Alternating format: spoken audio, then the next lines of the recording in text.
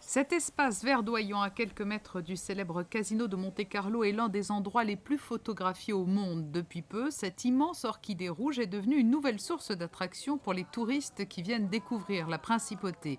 Intitulée Burning Desire, elle est une illustration du travail de l'artiste anglais Mark Quinn et elle ne laisse personne indifférent.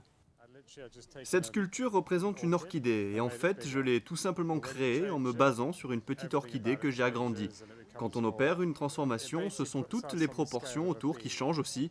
Alors voilà, elle prend ainsi toute sa mesure dans ces grands jardins, c'est comme la folie du monde. C'est à propos de l'évolution du monde, mais c'est de l'optimisme également. C'est une célébration de la vie. Les passants qui seront interpellés par cette œuvre pourront ensuite se rendre au musée océanographique pour découvrir le travail de cet artiste parmi les plus cotés du moment. La monumentale orchidée rouge est en quelque sorte un prolongement de l'exposition Littoral Zone, qui est d'ores et déjà un véritable succès. Oui, le succès est au rendez-vous et nous pouvons faire des comparaisons avec l'exposition de 2010 de Dammenhurst et le mois de mai a connu une fréquentation de plus de 30% supérieure à l'année 2010.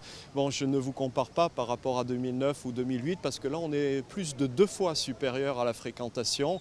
Donc on voit le succès qui est à la fois un succès de qualité parce que certaines personnes très riches, des collectionneurs d'art viennent d'un coup d'avion privé à Monaco pour visiter cette exposition, mais aussi un très grand et un très beau succès populaire.